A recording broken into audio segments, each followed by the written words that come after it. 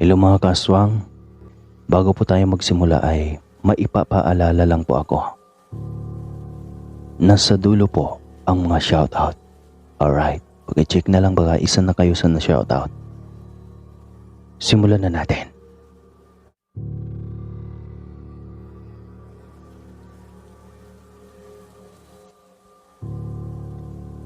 Taong 1988, nang magpatawag ng family reunion ang aking tiyahin na si Tita Matilda. Siya yata ang pinakamayaman sa aming angkan. Nakapag-asawa kasi ito ng isang seaman sa lungsod. Dati lang siyang sekretarya ng isang negosyante. At dahil masipag at maganda si Tita, napaibig nito ang anak na lalaki ng amo na isang kapitan ng barko. Rinaldo, sigurado ka talaga na sasama ka? Alam mo namang sobrang dukha natin. Baka ikakahiya ka lamang ng mga pamilya natin doon. At tubiling wika ng nanay. Alam niya kasi kung paano nagbago ang ugali ng kanyang ate nang makapag-asawa ito ng mayaman. Marahil daw ay nanibago sa pera at sa mga probidad na mayroon ito. Pero kahit ganoon na hindi nakaramdam ng kaunting inggit ang nanay. Hindi matutumbasan ng salapi ang magandang samahan ng tunay na pamilyang may malasakit sa isa't isa. Yun lagi ang nasa utak ko dahil laging pinapangaral ni nanay sa akin. Hindi naman siguro lahat sila mga mata pobre, Nay. May kakausap pa rin naman siguro sa akin doon. Nay, pagbigyan mo na lang ako. Huwag kang mag-alala. Sa susunod na reunion, isasama na kita. Maipagmalaki ka na sa kanila dahil isa na akong kapitan ng barko. Nakangising wika ako sa aking ina. Sobrang bata ko pa nang huli kaming dumalaw sa malaking bahay na iyon. 8 taong gulang pa lang yata ako ng mga panahong iyon. At iyon din ang panahon na sobrang nagtangis ang ina. Dahil sinabihan ng ate niyang patay gutom dahil kinain nito ang kanyang natitirang special cake na nasa kanilang ref. Natatakam noon ng nanay at unang pagkakataon niyang makatikim ng ganoon. Kaya hindi na niya naisipan pa na hanapin ito ng kanyang ate. Hindi niya akalaing iyon lang din pala ang magiging dahilan ng tampuhan nilang magkapatid. Maliit na bagay na pinalaki dahil sa tabas ng dila na kung minsan ay sobrang sakit na ng mga salitang binibitawan. Kahit 2 salita lang iyon kung sobrang talim ay hihiwa pa rin sa puso ng isang nilalang. Kahit mangyari iyan, anak, ako pa rin ang labandera nilang kaanak na lagi nilang nilalait at minamaliit. May hinanakit na wika ni ina. Hindi pa rin ito talaga nakalimot sa masakit na pinagdadaanan niya sa mismong ate niya. Kahit anong pilit kong aliw nito upang makalimot ay hindi talaga. Nakaguhit ang sakit sa kanyang kalooban at mababasa pa rin iyon sa kanyang mga mata. Nako, huwag mo nang isipin iyan, Nay. Hindi mo naman pinagsisihan na si tatay ang naging asawa mo. Dahil kahit construction worker lang ang tatay ay nakita ko rin naman na minahal niyo ang isa't isa. Okay lang din na maaga kang naging ina dahil nagkaroon ka rin naman ng batang seaman na maaga. Hayaan mo, Nay. Kapag nagsimula na akong magtrabaho, maipagmalaki mo na ako sa kanila. Mahabang litanya ko bilang paglalambing sa ina na sobrang nanliliit sa kanyang sarili. 15 anyos pa lang kasi ito nang mabuntis ni tatay noon na 34 na ang edad. Kaya rin namatay ang tatay ay dahil sa sobrang subsob sa trabaho. Halos walang pahinga. Para lang makakita ng dobling sahod at makapag-ipon para sa aking kolehiyo. Kaya hindi ko sinayang ang oportunidad na iniwan ng tatay. Para naman kahit nasa kabilang buhay na siya, ay mapapasaya ko pa rin siya. Naalala ko pa ang huling habili ng tatay bago ito malagutan ng hininga.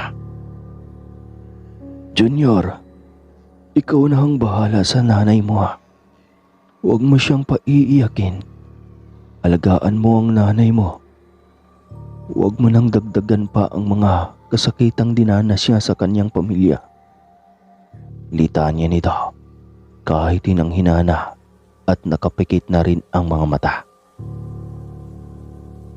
Nangako ako kay tatay na aalagaan ko ang inay hanggang sa pagtanda nito at tutuparin ko ito. Kahit anuman ang mangyayari ay gagawa ko ng paraan para lang matutupad ko ang mga pangarap ko para kay nanay. Dumating ang araw ng reunion. Mag-isa akong bumiyahe sa lungsod. Kahit paano ay alam ko rin naman ang sasakyan na pwedeng maghatid sa akin sa bahay ng aking tiyan na nagpatawag ng nasabing reunion. Maraming ang pagbabago sa lugar subalit hindi pa rin naman naiiba ang mga landmark na nadadaanan. Kaya hindi pa rin ako mawawala sa lugar. Hindi rin naman mahabang biyahiin ng tricycle ang bahay nila. Paghinto ng tricycle sa harap ng kanilang gate ay nakita ko na kaagad ang nakapaskil na Villares Family Reunion Year 1988. Bukas na ang malalaking gate ng bahay. May mga dumarating na dikotse at halos lahat yata ng mga naroon ay sosyal na sosyal ang dating. Dapit hapon na. At ang sabi ay 6:00 ng hapon magsisimula ang programa. Parang ayaw ko na rin ngang humakbang papasok ng kanilang malawak na bakuran. Ako lang yata talagang naiiba sa pormahan. Halatang mamahalin ang mga suot na mga ito. Malayong malayo sa akin. O Totoy, ikaw na ba ang anak ni Rinaldo Sr.? Tanong nito sa akin.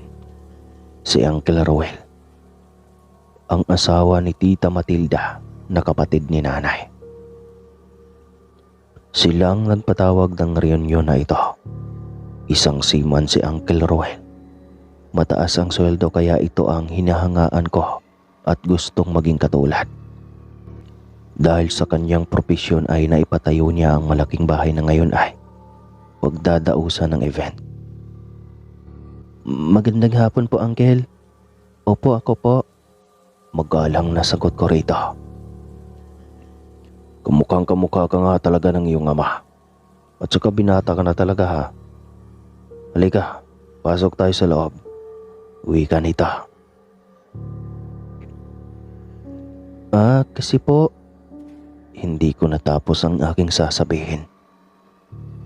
Halika na, huwag ka nang mahiya. Kanina pa kita nakikitang nakatayo rito. Marahil ay gutom ka na. Bakit ba hindi mo sinama ang iyong ina? Kumusta nga pala si Helena?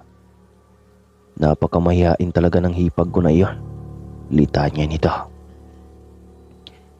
Kaya nga po pinilit ko naman talagang sumama kaya lang ay ayaw talaga Wika ko rito. Pagkapasok sa loob ay sinulyapan lang ako ni Auntie Matilda. Tila hindi ako napansin nito kaya nakaramdam ako ng panliliit sa sarili. Parang gusto ko na tuloy magsisi kung bakit hindi ako naniwala sa sinabi ng nanay. Totoy, kain ka lang ha. Huwag mo nang intindihin ang ibang tiyahin mo. Busy lang ang mga iyon. Wika sa akin ni Uncle Ruel. Mabuti na lang at nariyan ang asawa nito. Kung sino pa yung sampid ng pamilya, siya pa ang magtuturing sa iyo na totoong kaanak kanila. Pero ang totoong kadugo mo ay baliwala ka sa kanila. Nanlumo ako habang iniisip iyon. Kapag ako ang umangat sa buhay, hindi ako gagaya sa kanila. Tutulungan ko ang iba na nasa ibaba upang umangat rin. Malaking bagay na nakikita mo ang iyong mga kadugo na umaangat sa buhay. Lalo na kung may ambag ka kung paano ang mga ito umangat. Kaya lang hindi naman lahat ng tao pare-pareho ang mindset. Marami pa rin ang ipinanganak na kapantay ay inggit. Matapos ang mga programa ay nagsimula na ang kainan. Nailabas na rin ang maraming uri ng inumin. Enjoy na enjoy ang lahat sa bonggang pagdiriwang na iyon. Si Edmar at Sofia, ang mga katulad kong nasa 18 lang ang edad. Sila ang naging malapit sa akin ng gabing iyon. Lumapit kasi ang mga ito sa akin at nagpakilala na pinsan ko daw. Kapatid ni Nanay Helena ang kanilang ama. Napagpasya naming kumuha ng isang bote ng wine. Iyon ang aming pagsaluhang inumin. Nagkwentuhan tungkol sa aming buhay. Hanggang sa kung saan-saan na dumapo ang aming usapan. Napatingala si Sofia sa rooftop ng bahay. Naisip nito na umakyat kami roon, pero sinaway ko ito. Hindi pwede. Sa taas ba naman yan? Kapag mahulog tayo ay paniguradong wasak ang bungo natin. Isipin mo, 3rd floor yan. Tapos may mga tama na tayo ng alak. Mag-isip ka nga. Saway ko dito. Umayo naman sa akin si Edmar. Delikado kasi talaga. Baka sa hagdan pa lang ay mahirapan na kaming makaakyat. Ngunit hindi pa naman namin nakalahati ang nasa laman ng bote. Grabe no, ang laki talaga ng bahay nitong kay Auntie Matilda at Uncle Roel. Puna ni Sofia habang nakatingala pa rin sa rooftop. Walang ilaw subalit sobrang liwanag ng buwan, kaya kita pa rin ang nasa taas. Hoy, tignan nyo. Halos pabulong na sambit ni Sofia. Sabay turo sa ibabaw ng rooftop. Isang malaking paniki na sinlaki ng tao at nakadipa na iyon para lumipad pa itaas. Aswang iyan, wika ko sa kanila. Biglang nawala ang tama ng alak sa amin. Patakbong lumapit si Edmar sa hagdanan ng rooftop. Mabilis kaming sumunod sa kanya. Habulan kaming paakyat sa rooftop upang maabutan ang nilalang. Napapalayo mula roon. Hingal na hingal kami pagdating sa itaas ngunit wala na kaming nakita pang lumilipad. Ang bilis namang nawala, reklamo ni Edmar. Baka sobrang lasing lang talaga tayo. Kahit maliit na paniki ay malaki na sa paningin natin, reklamo ni Sofia. Palinga-linga pa rin ito katulad ni Edmar. Maging ako ay paikot-ikot lang din para hanapin ang nilalang. Patuloy lang ang pag-alulong at pag-iyak ng mga aso sa paligid. Kaya piniguradong nasa malapit lang ito. Hindi kahit nakainom tayo ay malinaw pa rin naman ang mga mata natin. Tsaka 3 tayo, 6 na mata, 3 pares. Magkakamali pa talaga nun, sagot ni Edmar. Oo nga, totoo nga ang nakita natin, sigurado ako.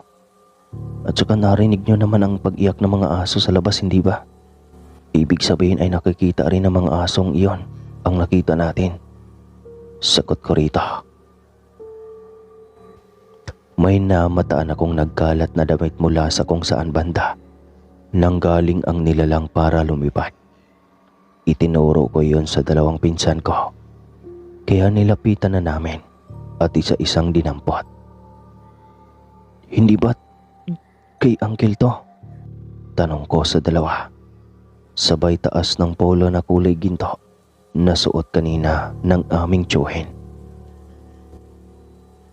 Oo nga, pati ang pantalo na ito, sa kanya ito, hindi ba? Tanong rin ni Sofia. Sabay kaming napatangaw ni Edmar. Parang pareho yata kami ng hinala. Ayaw lang lumabas sa kanya-kanya naming bibig. Ilang sandali pa ay nagsisiiyakan na namang muli ang mga aso. Kaya napatingala kaming 3 sa kalawakan.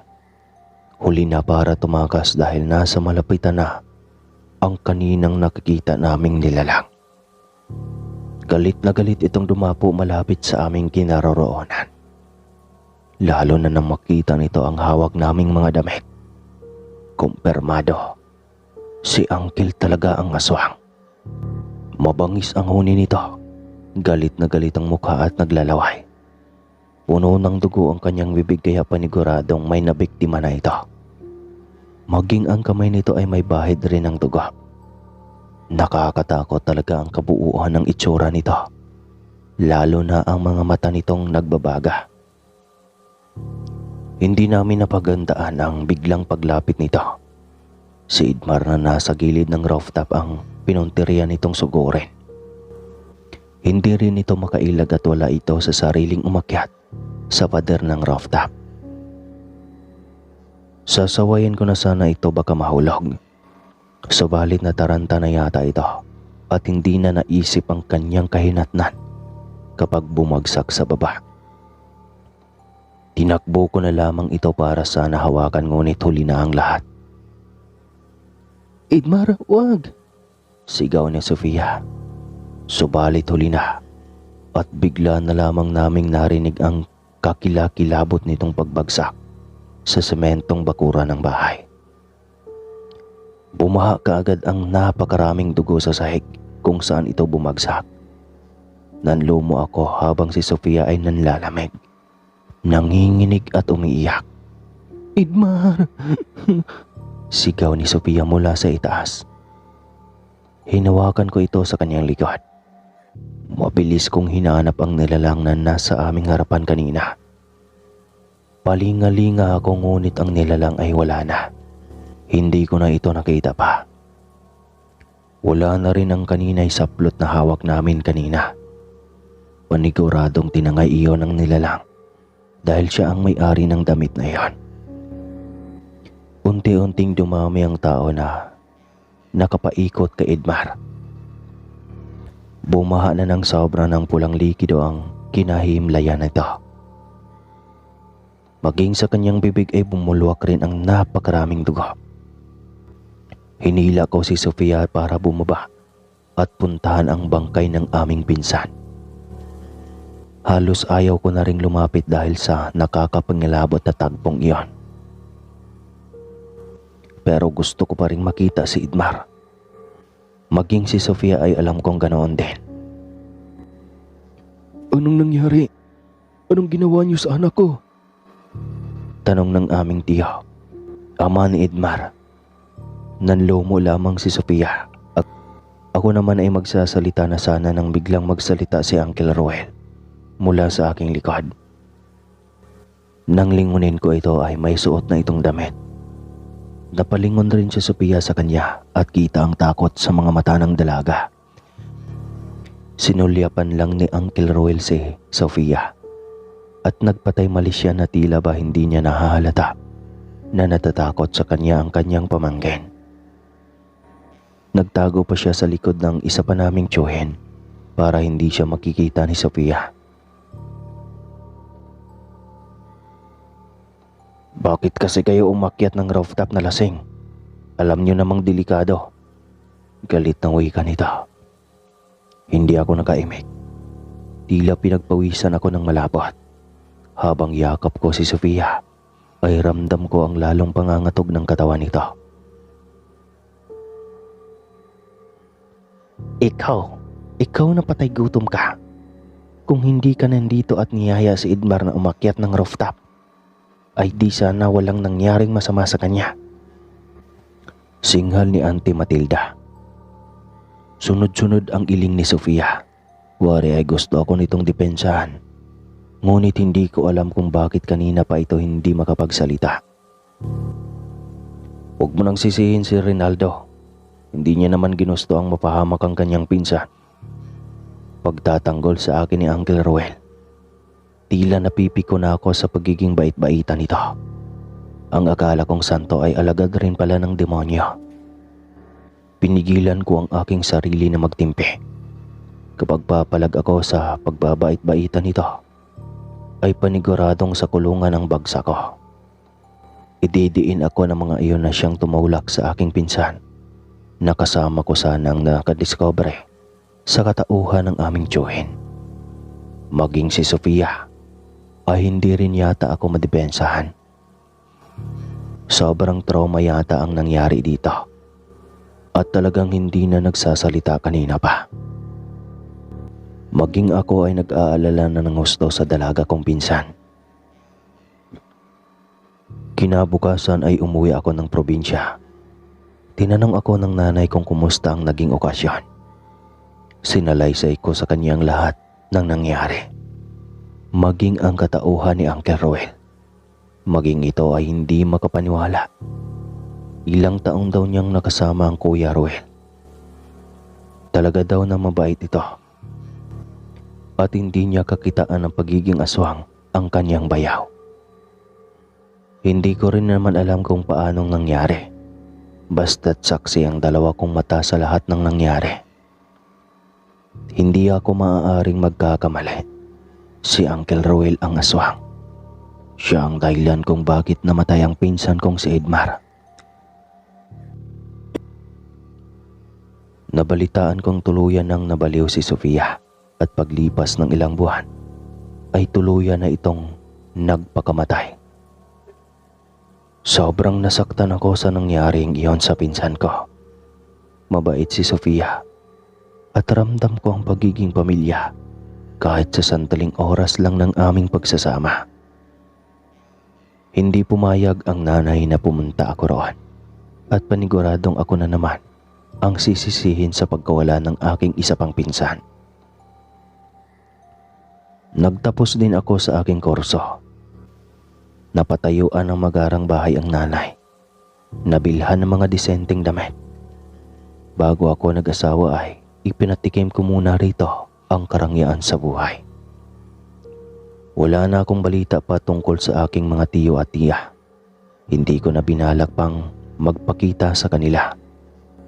Alam ko na sa akin nila sinisisi ang mapait na pangyayaring iyon. Simula noon ay wala na ring nangyaring reunion sa pamilya.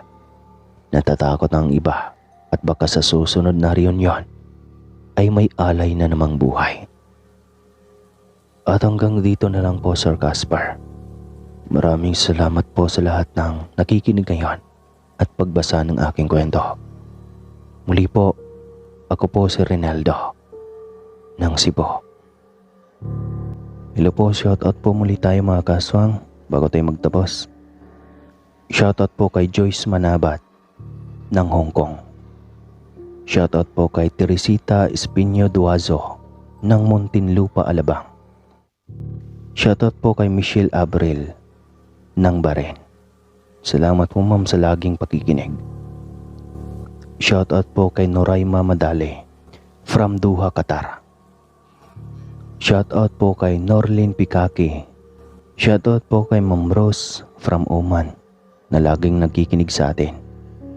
Shoutout po kay Norlin Pikaki ng Las Piñas, Manila. At shoutout po kay Ma'am Aurora Salvadornano from Baler, Aurora. Shoutout po kay Lady Warrior 08 from Jeddah, KSA. Shoutout po kay Ma'am Tintin from Oman, Muscat. Shoutout din kay Normelin Unas ng Doha, Qatar. Hanggang dito na lang po muna. Hanggang sa susunod muli mga kaaswang, ingat kayo palagi ha.